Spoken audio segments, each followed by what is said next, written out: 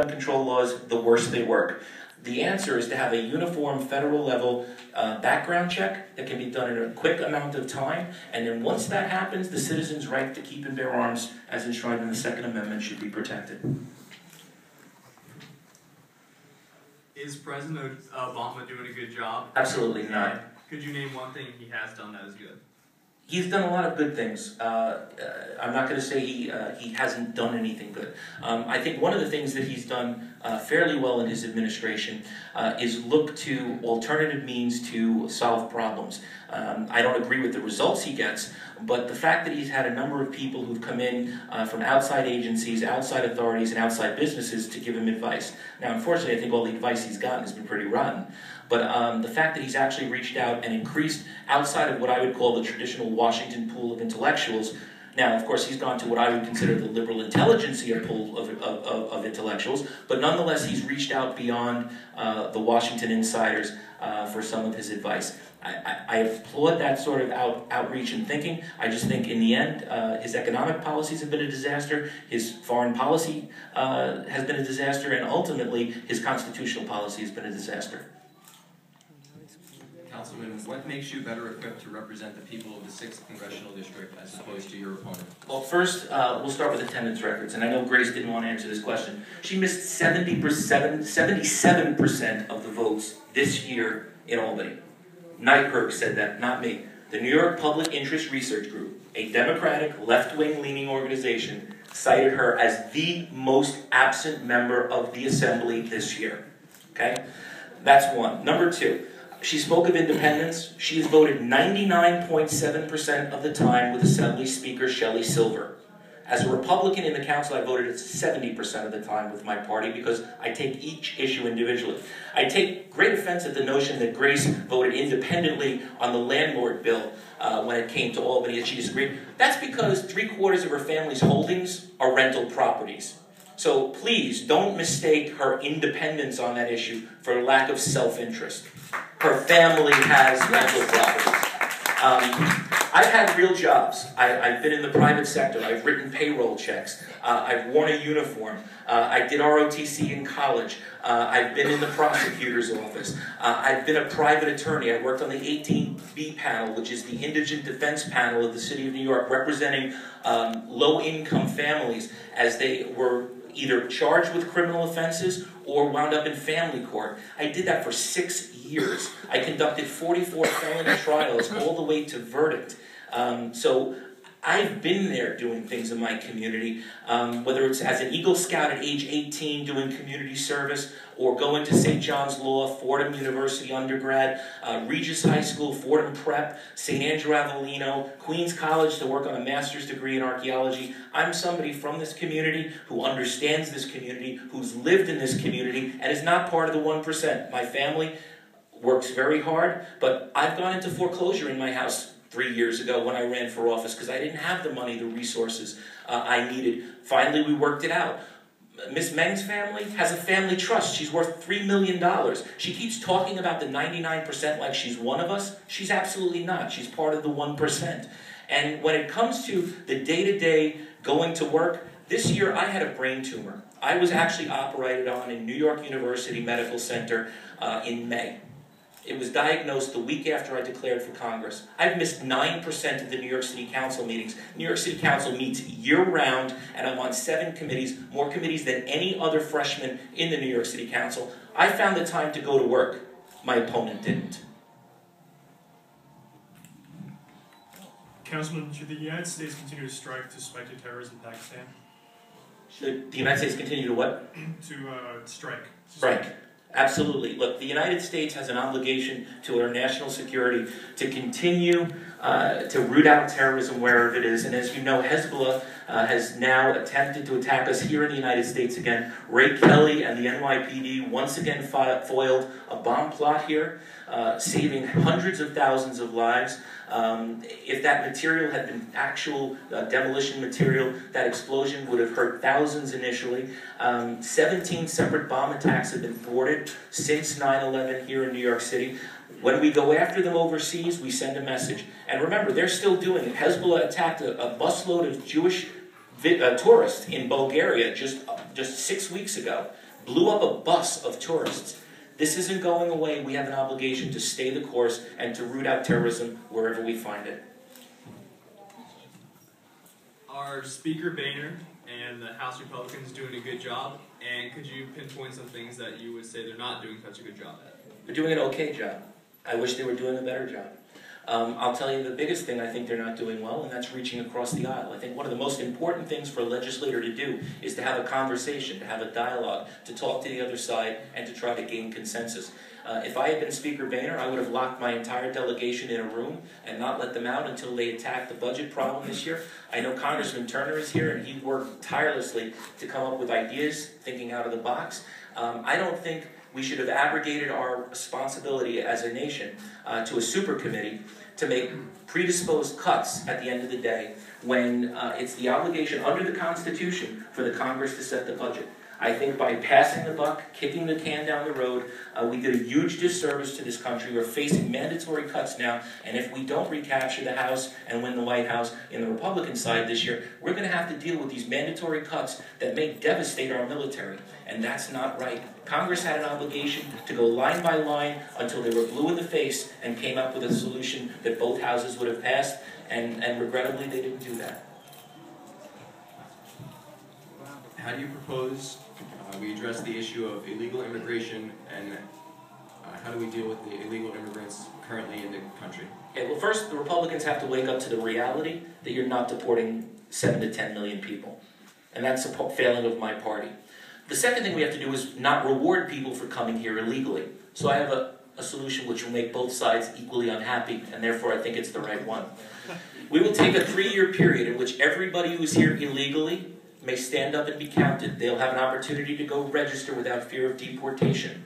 They must fill out the paperwork, pay the fees and the fines that every other person who emigrated to this country has paid.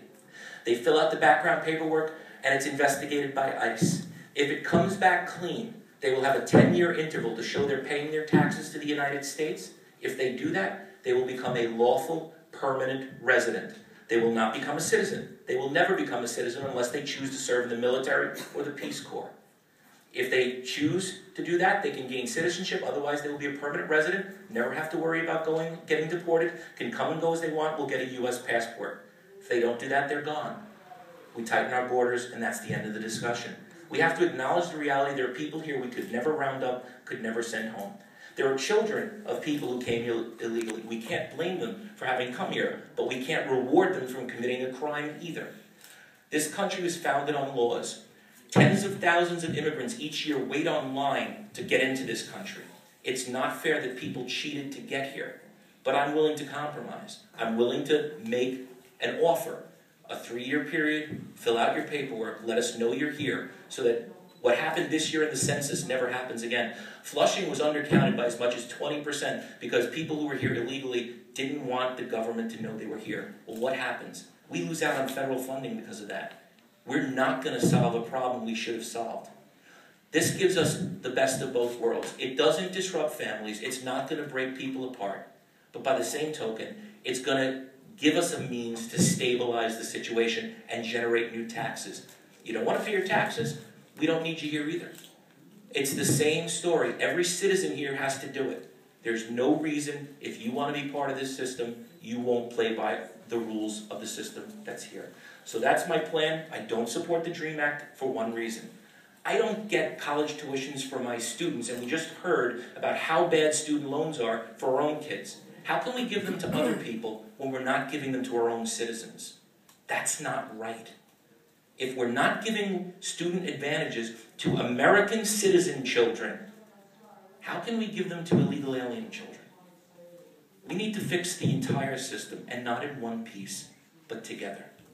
Okay, before we get to the lightning round, I got a couple of questions from the audience. If there's any more, just pass them up to me, and we'll try to get to as many as we can. From the audience, what is your stance on same-sex marriage? I don't believe that heterosexual and homosexual couples should have different contractual rights. I'm fine with civil unions. However, I think they should have been expanded to include all of the beneficiary rights that exist in the institution called marriage. But I don't think it should be called marriage, and it's for a very hyper-technical legal reason. St. John's did a great job of teaching me law, and I could talk about dower and contract and explain to you why marriage doesn't fall into those categories, but I won't bore you. So let me simply say, every right a heterosexual couple has, a homosexual couple should have. However, they don't have a right to the term marriage. Some national Republicans think mass transit is none of the federal government's business, but local Republicans have generally favored federal support for MTA and other transit agencies. Which view are you closer to? Neither. I think it's very complicated. First of all, our MTA is sucking money out of us and not being accountable. You know, the New York City Council can't audit. I have a bill in right now to try to get that to happen, but we can't actually audit the MTA. They're a quasi-governmental agency. They don't respond to the government in the same way a city agency would. So the first thing is we need to be able to check and balance them. The second thing is they are right in the sense that the federal government in the infrastructure divisions does not get us money the way they should. Transportation, especially in New York, is very important. In my district, the 19th Council District, we have no trains. The closest train is Peter Cou's 7 line. We have Long Island Railroad, which makes 4 stops in my district. Other than that, not a single train. We have to rely on bus service. So infrastructure development is very important, and it's something that the federal government should pay more attention to. But here's what happens. It's very simple. It's very partisan. Republicans don't wind up on cities committees. You know why? Because Republicans don't live in the city and get elected. That's the reality. So the committees tend to look at these urban areas as the Democratic strongholds. When the Democrats run the House, they pay a lot of attention to the cities committee. When the Republicans do, they don't. We need to have a balance so that both parties are paying attention equally to the city and to the suburbs. Okay, another question from the audience. You point out the bombing of a bus of Jewish people, but what about the bombing of a van full of Iranian scientists? Well, the difference is the Jewish civilians who were bombed were not attempting to build a nuclear weapon. If they were, then perhaps I might have a different opinion about bombing a bus full of Jewish settlers, Jewish tourists in Bulgaria. There is something very different between attacking your enemy and attacking a non-combatant. And in that instance, very clearly, Jewish tourists were visiting Bulgaria and were blown up because they were Jewish tourists visiting Bulgaria. The scientists who were targeted because they're working on a bomb that now everybody, including the United Nations, which had its head in the sand up until about a month ago, and France, and the French don't like to admit anything's wrong in the world, have finally agreed that Israel is in danger because Iran actually has heavy water and is about 6 months out from producing a nuclear weapon. So I think there's a big difference. 6 months? Yeah, 6 months. 6 months. French, the French. That's not us saying it, it's the French. So if they're saying it, I'm scared. I want to move the lights around. Take it away. Should English be our national language? Absolutely. Do you believe in global warming? Do I believe in it? Does it exist? Yes, it exists. What is it caused by? That's a different story. Yes or no? Yes. Would you support the legalization of marijuana? Yes. No. Decriminalization, yes.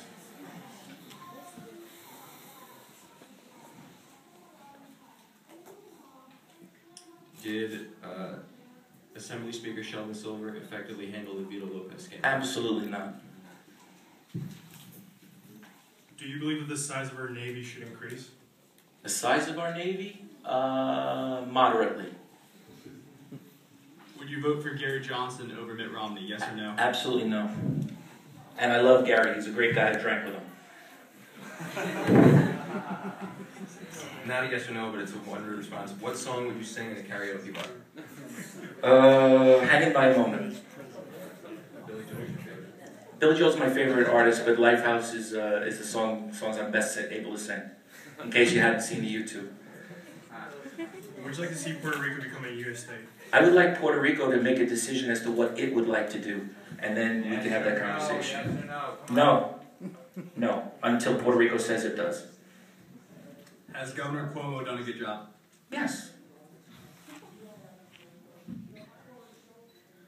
Do you support Mayor Bloomberg's ban on sugary drinks over 16 ounces? Come on. Absolutely, emphatically, everywhere I can say it, no. Do you pay someone to clean your house? No, I'm lucky I can clean my house. Is Michael Bloomberg a better mayor than Rudy Giuliani? Absolutely not. Not in a million years. Last one.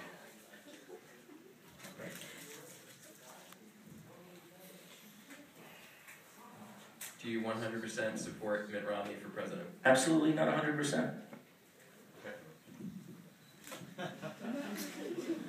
Should New York end its policy of providing shelter to all homeless people? Should? New York City end its policy of providing shelter to all homeless people? Oh, absolutely not.